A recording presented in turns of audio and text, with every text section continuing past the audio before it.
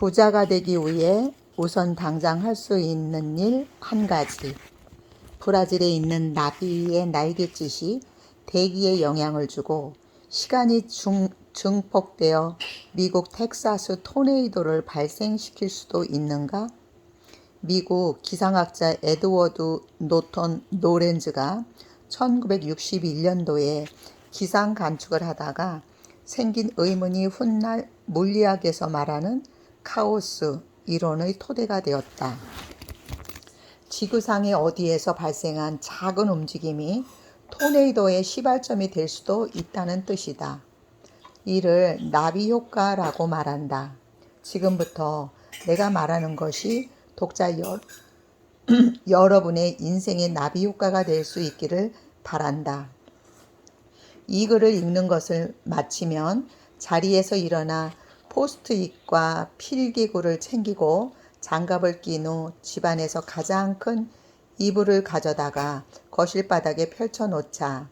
먼지가 날 수도 있으니 창문은 열어놓는다.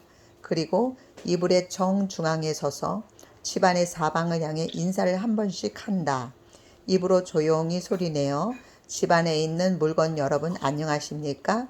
오늘 여러분들을 모시고 정리정돈하는 시간을 갖겠습니다. 라고 말한다.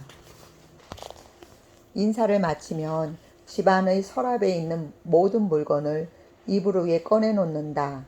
단 쏟아부으면 안 된다. 하나씩 달걀 다루듯 이불 위에 차근차근 올려놓는다. 이렇게 꺼내놓고 보면 알게 된다. 얼마나 쓸데없이 많은 물건을 모아왔는지, 한 번도 쓰지 않은 물건이 이렇게나 많은지, 그리고 얼마나 이유 없이 서로 섞여 있었는지 알게 된다. 부끄러울 것이다. 그리고 부끄러워해야 한다. 이제 무릎을 꿇고 앉아 물건 하나하나를 집어들고 그 물건이 나를 설레게 하는지 느껴본다. 설렘을 무엇으로 표현해야 정확할지는 모르지만 애정이 느껴지고 여전히 간직하고 싶은지 마음에 묻는 거다. 이는 일본의 정리정돈의 여왕 곤도 마리에가 반드시 권하는 방법이다. 여전히 설레는 물건은 오른쪽에 둔다. 그러나 설레지 않는 물건들은 그동안 고마웠어 혹은 사용하지 않고 버려둬서 미안해 라고 말하고 안녕 잘가 라고 인사한 후 왼쪽에 모아둔다.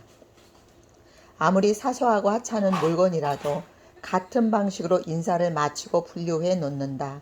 분류를 마치고 왼쪽에 있는 물건들 중에 아직 쓸만한 것들은 기부하거나 팔고 버릴 것들은 버린다.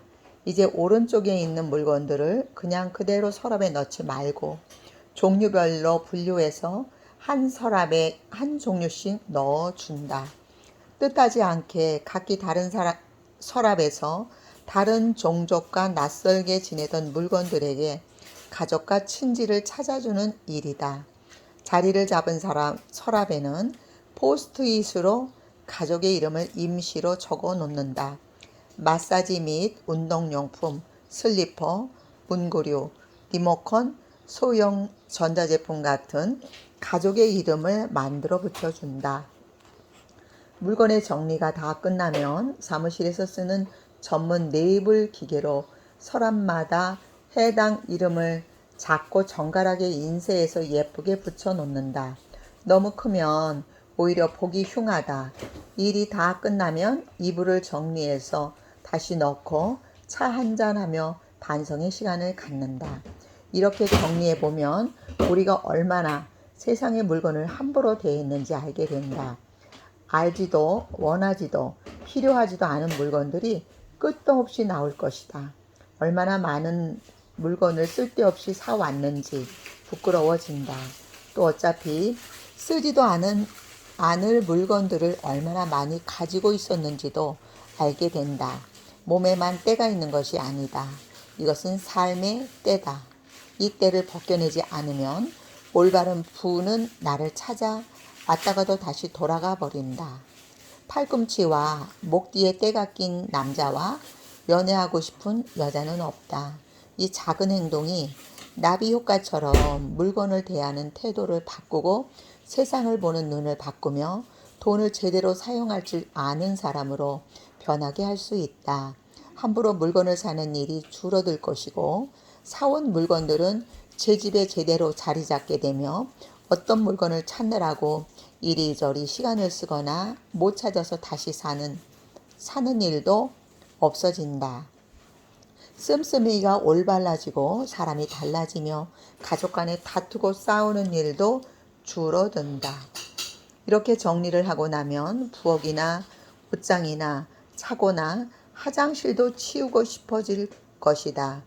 지갑이나 차, 트렁크, 컴퓨터 파일도 동일한 방법으로 정리하길 바란다. 그렇다면 평생 존중받는 부자로 살 준비가 다 된 것이다. 이제 때만 기다리면 된다.